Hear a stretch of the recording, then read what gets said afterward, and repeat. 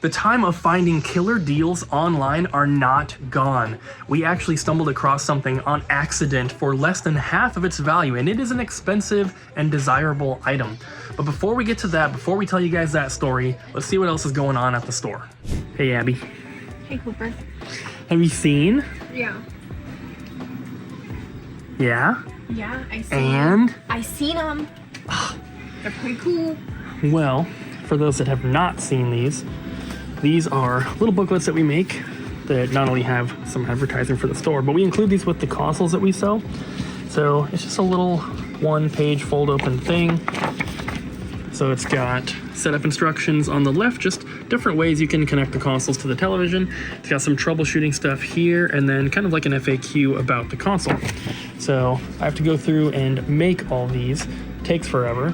But I just finished PS1, PS2, PS3, and we have PS4 and PS5 printing now.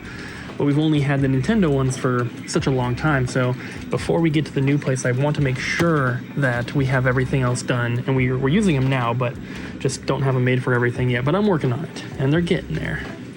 But they're pretty handy, and I think it's a cool little way that can help us, you know, stand out from the other game stores and stuff, just making it a little more profesh. A little more clean, a little more cool, a little more like, fantastic. Okay, that's enough. Also, people don't like to like call and ask us for help. Like, be like, hey, like, can you help me hook this up or anything? Yeah. They like to come and be like, it doesn't work. And then we're like, oh, okay. And then we're like, so we got it hooked up and it does work? And then they're like, oh, well, how did you hook it up? And then we're like, this is how we do it. So, that'll be nice. I think that a lot of people just, you know, there's so many different answers on the internet, and also they don't want to ask for help. They definitely don't want to, but now they don't even have to. Orders, you say, Colton? No. Well, too bad. Got some 3DO interactive samplers, Alex Kidd, and Mario Strikers.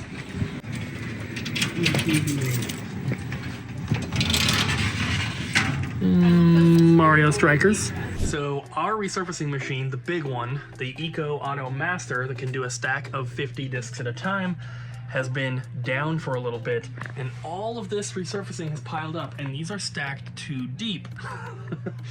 There's a lot of stuff here that needs to be resurfaced, and the problem was that the suction motor went out, so it couldn't pick up a disc to load it in to be resurfaced. So we just got the replacement part. This is the vacuum motor, and so we're going to be replacing this today.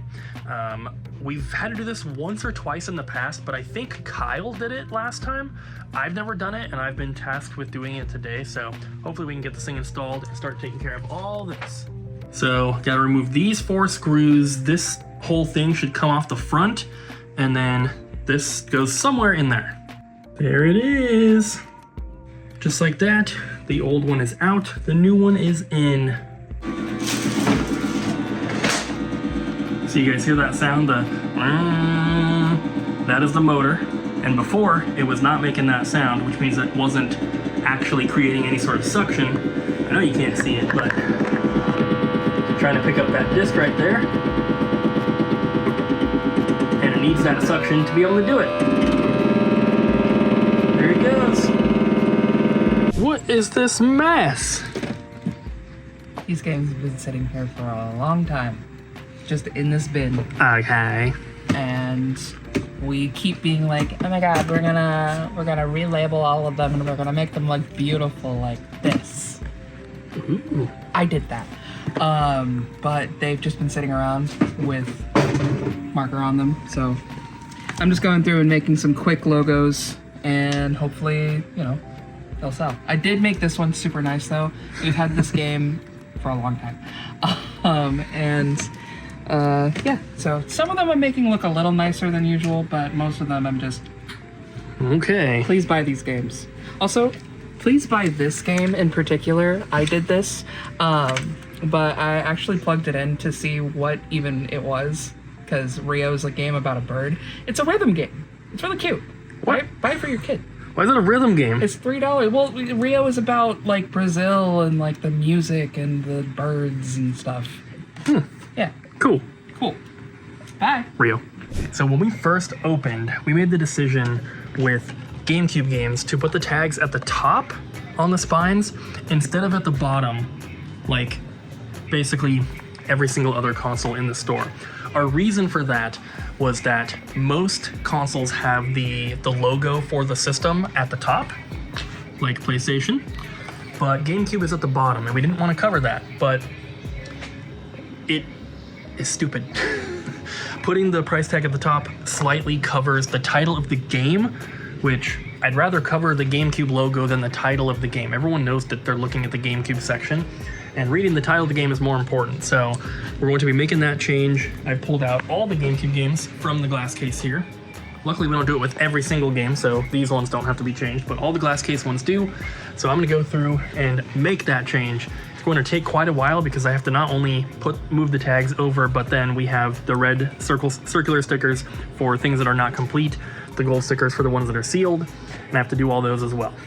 Do you have Super Mario Sunshine? I think we do. Yeah, we have 3 copies. Heck yeah, I'll take one. It's $100. Oh, never mind, I won't take one. Bye.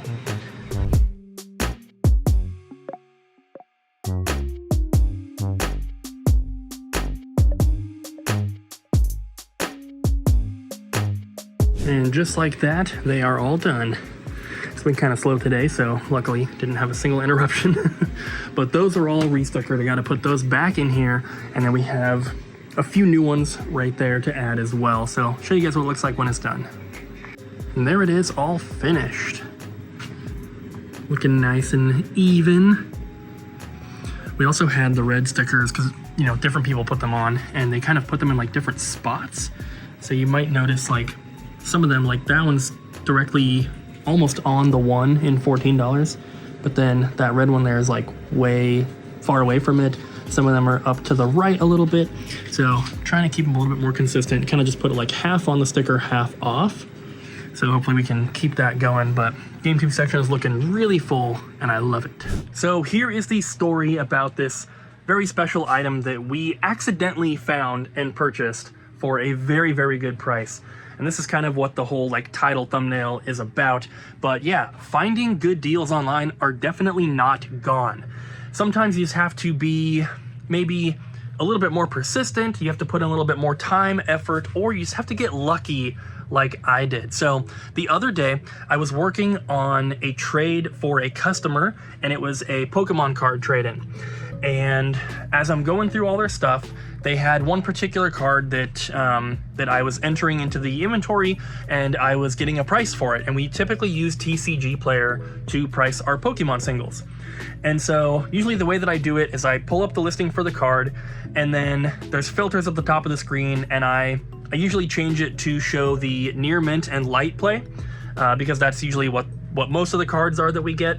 Some of them, they're, you know, moderate or damaged or whatever, but this particular card was in pretty good shape.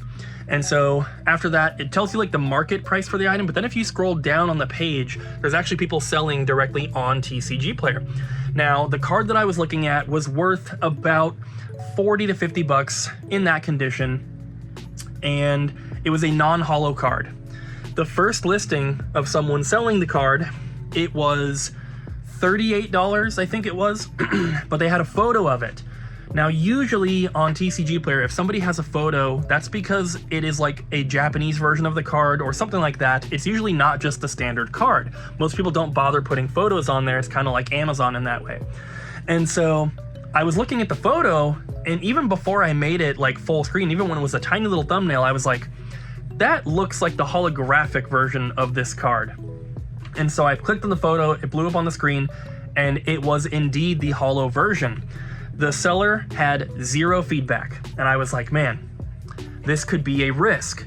It was the cheapest one listed in that condition for the non-holo version. So for it to be the holo version, which goes for about double, goes for like 90 to 100 bucks, I was like, man, do I take the risk? Because this person has 0 feedback, but this is a very, very good price. The card, I would maybe not call in light play or near mint. This is probably a moderate played card.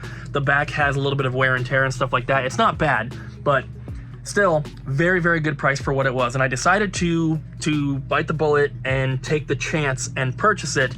And it got delivered yesterday, and it is this card right here, the Dark Charizard Holo, which is very, very cool. You can see the shininess behind Charizard there. It's like the purple color, and I could tell that it was hollow in the photo.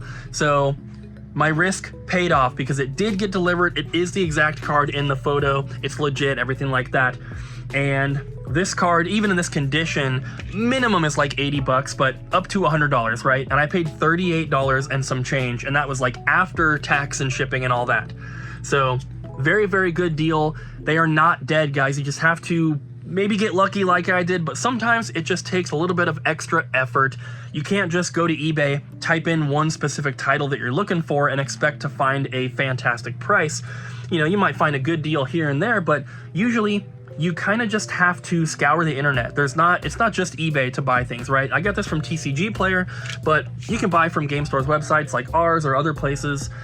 We've talked about this a lot in the past, but there's a lot of places to purchase online, and just put in some extra time, put in some extra effort, hopefully get a little bit lucky. But also, if you're looking for good deals, you can't be looking for like one particular item. You kind of just have to be open to maybe purchasing whatever you find at a good price. If you're collecting Super Nintendo games, for example, you know, if you just search up Zelda, you're probably gonna have a hard time finding a good deal. But if you're just looking at Super Nintendo games, you can definitely find some stuff for a really, really good price. You just have to be open to just maybe not getting the exact item you're looking for, but definitely still deals to be had out there.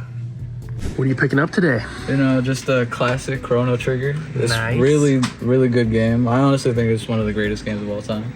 Awesome. I played it a little when I was younger, so it's time to re-experience a classic if I think so. Heck yeah. Did you play the Super Nintendo version or the DS version when you were younger? I played the Super Nintendo one, Oh, but heck yeah. most of my family sold all that stuff, so it's time to try a new one, I guess. Yeah, the DS one has like extra dungeons and stuff, so I've only ever beat it the one time. How many times do you think you're gonna try to play it? I heard that it has multiple endings, so I'm gonna try at least twice or 3 times, because Yeah. that one is pretty good, I know that. Heck But yeah. Thank you guys again for showing me this one. Enjoy. Thank you. What is all this? Jungle Green N64. Best Superman game ever? What's all this stuff? Oh my gosh, look in here too. What? Oh my gosh, more stuff from me. Why are you getting rid of everything? Because it just sits in the garage, I don't play it. More of a PlayStation guy these days, so. I'm helping the store. on. I'm helping the store. I guess. Plus I cheat. I got a Retro Pie, you know, with all the games on there, so. Well, we just bought David's GameCube collection, and we sent the Genesis games away. Yeah, you did. But now he's getting rid of Super Nintendo, NES, and 64, so we're getting all that stuff. So many good titles, too. It's the second time I've sold you my Nintendo collection, too, remember? Yeah, so you're gonna start building up again now? Probably. Why not? And then sell it to me again? I keep finding it, so you know. That's how you do it. Exactly. Nice. There you Ooh. All sorts of good stuff. go. Yeah. When I was going through your list, I didn't see anything that was like jumping out as being like crazy rare. No, the, like Clue Land or whatever's in there, that one's decent. The Street Fighter 2 for Super Nintendo, that one's like $100. Street Fighter 2? Alpha. Oh, Alpha. It's in there. And I think that box. It's for Super Nintendo. Yeah, there's some cool stuff. But they're staples, that's what you need. Definitely. These are the kind of collections that we're looking for, guys. I know that I said recently we were trying to buy more collections. We've had a lot of people emailing us. Very few we have to like pass on, but you know, if it's retro stuff like this is what we're mostly looking for when it comes to the collections. But yeah, we are still looking for more, so keep emailing us. And thank you, David. Anytime. You'll get more from me, I'm sure. Yay! Abby, it has been so busy today. It's been pretty busy. Why? It's Thursday. It shouldn't be this busy on a Thursday. Why not? I don't know, but we've had some pretty awesome stuff traded in, right? Not those. But we did get these Star Wars Black helmets, Star Wars Black Series helmets. They're pretty awesome. They are opened. He did have them on display. One of them, though, I think it was this one. He said he just like opened the box and looked at it and then put it back. So, but these are pretty cool. They're not, most of them are not super expensive. I think it was this one is like 150-ish. The rest I think were all under 100, but those are super cool. Obviously we got David's collection, which we're gonna get entered soon. And then we had a huge CD collection traded in as well. Mostly like some classic rock and kind of metal, like Metallica, Megadeth, and Motorhead. There's a little bit of that. Then some rap stuff as well. And then this was the most expensive one out of there, Black Flag Damaged. The case is damaged. I'm gonna leave it because it fits, but that was the most expensive one. The rest are 10 bucks or cheaper. A lot of these are $1 to $3, so not super expensive, but still cool stuff. And then all the other trades from the day, which we're gonna be filming. We got some awesome Pokemon cards in as well, which is always really, really fun for us. Love to see the Legendary Collection reverse holo stuff like that bad boy right there. And lots of Switch games, so yeah, pretty good stuff. Make sure you guys come back and check out the next vlog because this one is ending tonight, but tomorrow we start frame up for the next video, and we have a really, really cool collection coming in from another YouTuber, from another big YouTuber, which is gonna be pretty cool. He's gonna film a little bit with us, and we're getting some really awesome stuff, including some stuff we've never heard of before. Nuh-uh. Yeah. Some of these things, complete in box Japanese exclusive consoles? You might not call them consoles, but they do have games, and there's some very, very weird and obscure stuff in there that I'm very excited to see because until looking through his collection, I had never even heard of them. So that's going to be in the next video. Make sure you sub and turn on notifications, all that stuff. But it is going to be a video you are not going to want to miss. Thanks for watching, guys. We'll see you next time. Bye, Ariel!